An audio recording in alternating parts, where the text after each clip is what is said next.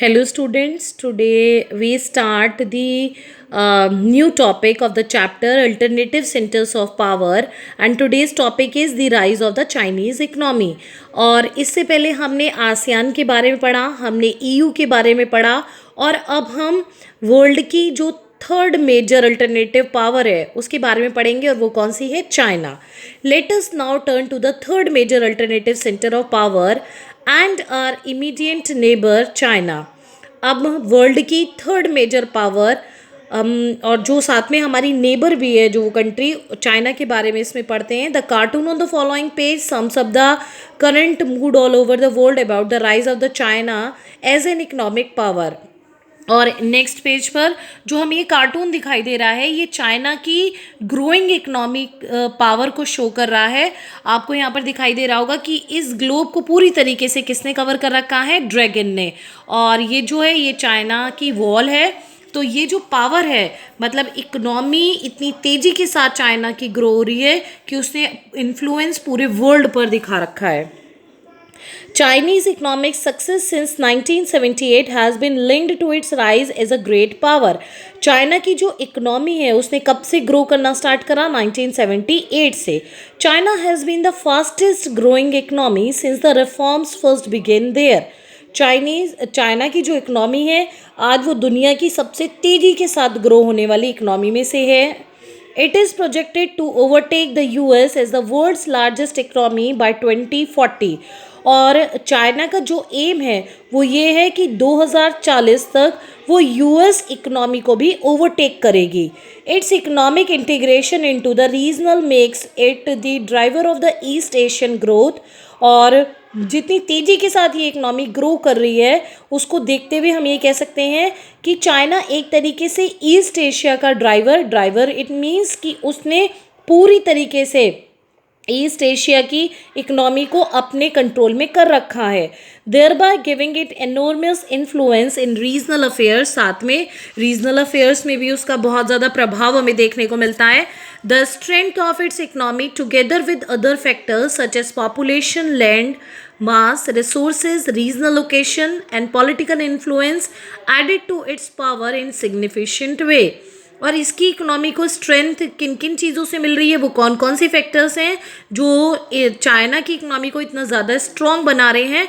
और वो फैक्टर्स हैं population, land mass, resources, regional location, political influence. ये सारी चीज़ें उसको और ज़्यादा कैसे बना रही हैं? स्ट्रॉन्ग बना रही हैं.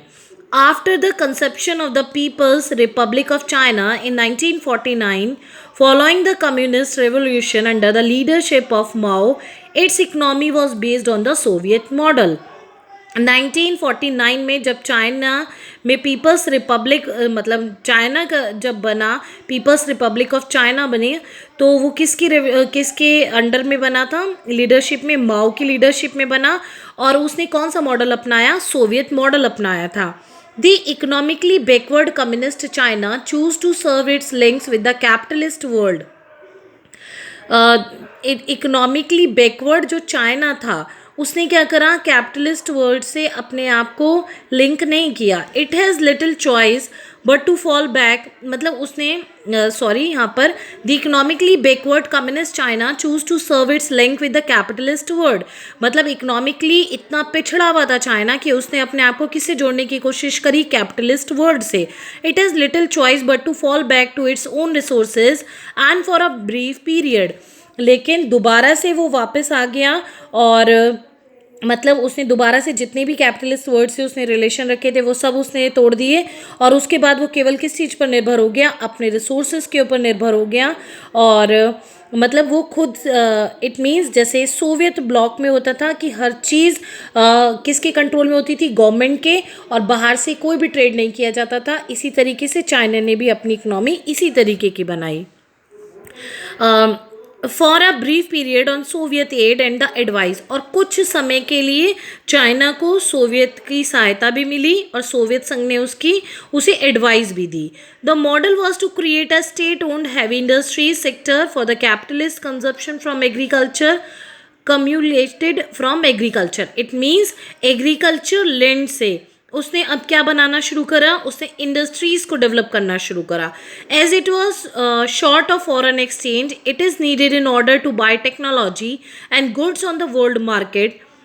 उस समय चाइना के पास फॉरेन एक्सचेंज बहुत नहीं था, इसीलिए वो बाहर से ना तो टेक्नोलॉजी खरीद पा रहा था ना वो गुड्स खरीद पा रहा था. China decided to substitute imports by domestic goods. अब चाइना ने इसका क्या वो रास्ता निकाला कि उसने कहा कि जितनी भी टेक्नोलॉजी है, जितने भी गुड्स हैं, अब वो कहाँ बनेंगे, वो चाइना में, चाइना खुद प्रोड्यूस करेगा उसे. This model allows China to use it resources to establish the foundation of an industrial economy on a scale that did not exist before. अब चाइना ने कौन सा मॉडल अपनाया कि चाइना ने ही कहा कि जितने भी रिसोर्सेज मेरे पास हैं वो सब मैं किसके यूज़ में लगा दूंगा, इंडस्ट्रीज़ की इकोनॉमी को बढ़ाने के लिए मैं इन सब का यूज़ करूंगा. Employment and social welfare were assumed to all the citizens. जितने भी नागरिक थे चाइना के उन सबको एम्प्लॉयमेंट दिया गया, सोशल वेलफेयर स्कीम्स वहाँ पर लेकर आया गया. And China moved ahead of most developing countries in educating its citizens and ensuring better health for them. और चाइना अपने जो वहाँ चाइना के जो नागरिक थे उन नागरिकों को चाइना ने एजुकेट करा और उन्हें एक अच्छी हेल्थ प्रोवाइड करी और इन फैसिलिटीज़ में चाइना डेवलप कंट्री से भी आगे निकल गया. The economy also grow at A respectively rate of 5 to 6%. और चाइना की इकोनॉमी कितने परसेंट से आगे बढ़ने लगी, 5 से 6% से आगे बढ़ने लगी. But an annual growth of 2 to 3% in population means that economic growth was insufficient to meet the need of growing population. लेकिन जहाँ इकोनॉमी ग्रो कर रही थी वहीं पॉपुलेशन भी बहुत तेज़ी के साथ चाइना की ग्रो कर रही थी. और कितने परसेंट से, 2 और 3% से. इसलिए जो इकोनॉमिक ग्रोथ था वो पॉपुलेशन ग्रोथ के लिए ग्रोथ के बराबर नहीं हो पा रहा था. Agriculture production was not sufficient to generate a surplus for industry. साथ में जो एग्रीकल्चर मतलब जो कृषि से जो उत्पादन हो रहा था वो वहाँ की उद्योगों को पूरी तरीके से सप्लाई नहीं कर पा रहा था. In chapter 2 we discuss the crisis of the state control economy in the USSR. जैसे कि हमने चैप्टर नंबर 2 में देखा था कि किस तरीके से यूएसएसआर में जो स्टेट कंट्रोल्ड इकोनॉमी थी वो किस तरीके से गिरी. A similar crisis was to face China too. Its industrial production was not growing fast enough. International trade was minimal and per capita income was very low. इसी तरीके का क्राइसिस हमें कहाँ पर देखने को मिला, चाइना में. चाइना की इंडस्ट्रीज़ में जो प्रोडक्शन हो रहा था वो बहुत ज़्यादा नहीं था, साथ में इंटरनेशनल ट्रेड नहीं था उसके पास, और पर कैपिटा इनकम भी चाइना की बहुत कम होती जा रही थी. The Chinese leadership took major policy decision in the 1970s. अब चाइना के लीडर्स ने 1970s में कुछ मेजर डिसीजन लिए. China ended its political economic isolation with the establishment of relation with the United States in 1972.